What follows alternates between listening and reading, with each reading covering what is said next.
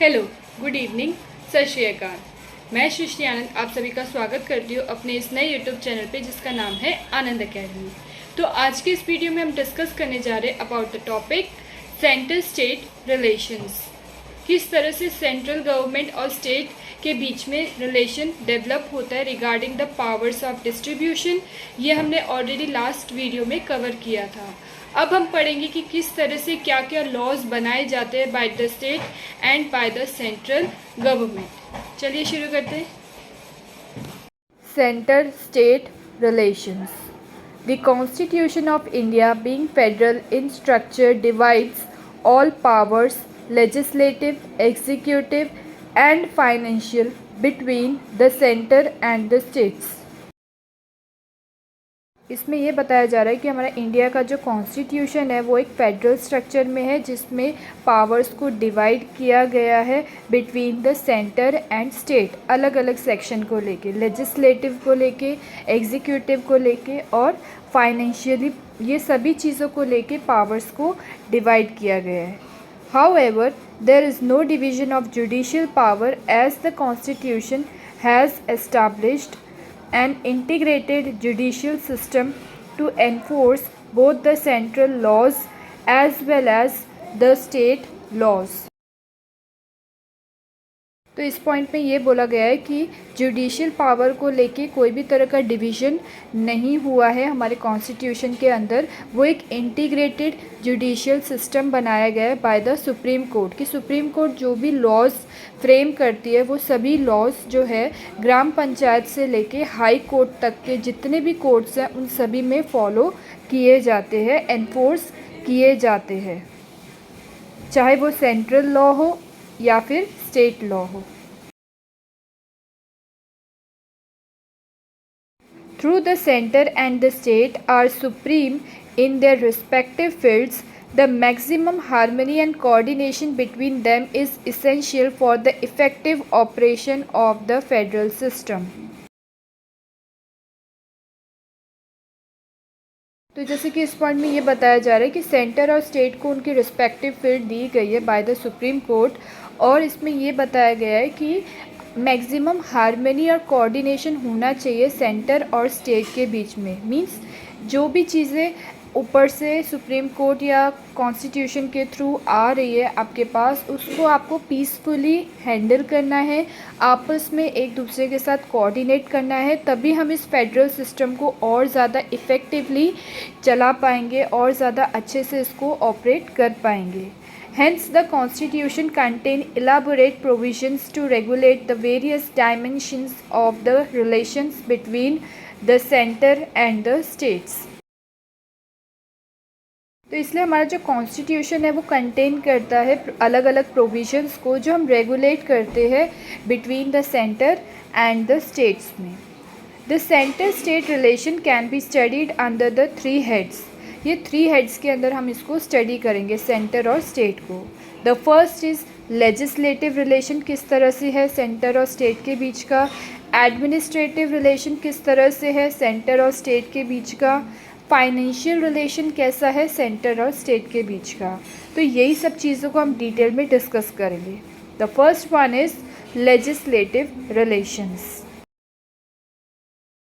Articles 245 to 255 in Part 20 of the Constitution deal with the legislative relations between the center and the states. Beside these, there are some other articles dealing with the same subject। तो इस point में ये बताया गया है कि 245 से लेकर 255 तक के जितने भी इम्पॉर्टेंट आर्टिकल्स हैं वो लेजिस्लेटिव रिलेशंस के ऊपर बेस्ड है। और भी ऐसे कुछ आर्टिकल्स हैं लेकिन वो इतने इम्पॉर्टेंट नहीं है, जो सबसे ज़्यादा इम्पॉर्टेंट है वो मैंने आपके लिए स्पेसिफाई कर दिए हैं। तो ये जो है लेजिस्लेटिव रिलेशन शो करते हैं between the centre and the state. Like any other federal constitution, the Indian constitution also divide the legislative power between the center and the state with respect to both the territory and subject of legislation। इसमें ये बोला गया है कि federal constitution की जैसे हमारे जो इंडियन कॉन्स्टिट्यूशन है उसके अंदर भी लेजिस्लेटिव पावर्स को डिवाइड किया गया है between centre and state with respect to the territory और सब्जेक्ट रिलेशन। मींस अगर टेरिटरी के रिगार्डिंग कोई लॉज बनाने हैं तो उसको भी डिवाइड किया गया है बिटवीन सेंटर एंड स्टेट में, और सब्जेक्ट ऑफ लेजिस्लेशन को लेके भी कोई भी तरह के लॉज बनाए जा रहे हैं तो वो चीज़ें भी डिवाइड कर दी गई है between centre and state. Further, Constitution provides for the parliamentary legislation in the state field under the 5 extraordinary situation as well as the center control over the state legislation in certain cases. Thus, there are 4 aspects in the center-state legislative relation. First, terrestrial extent of central and state legislation. Second, distribution of legislative subjects. Third, parliamentary legislation in the state fields. Fourth, center's control over the state legislation. So first we will discuss about terrestrial extent of central and state legislation. तो इस point में article 245(1) की बात की जा रही है, जिसमें ये बताया जा रहा है कि पार्लियामेंट के पास ये पावर है कि वो कभी भी कोई लॉ पास करेगी तो वो ओवरऑल इंडियन टेरिटरीज़ को फॉलो करना पड़ेगा।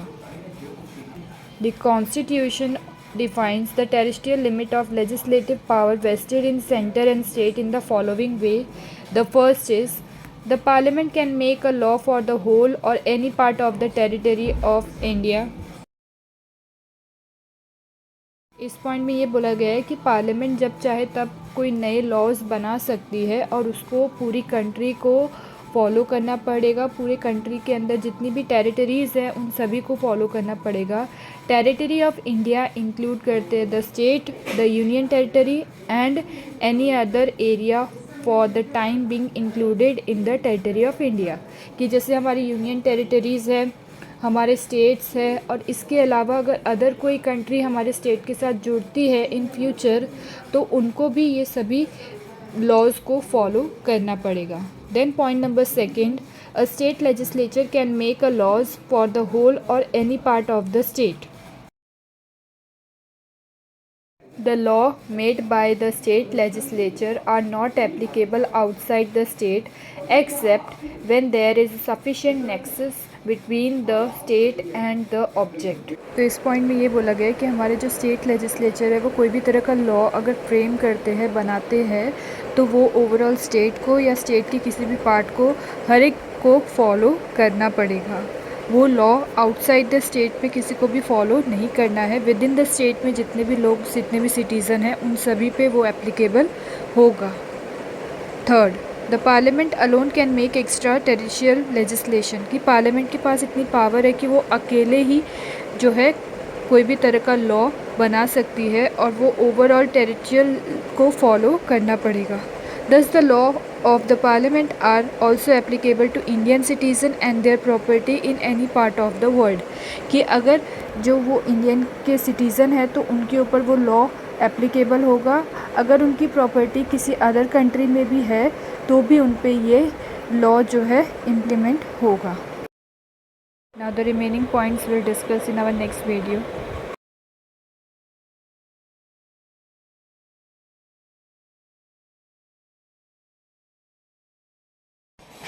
तब तक के लिए keep on subscribe to my YouTube channel. भर भर के कमेंट्स करिए, लाइक्स करिए, सब्सक्राइब करिए।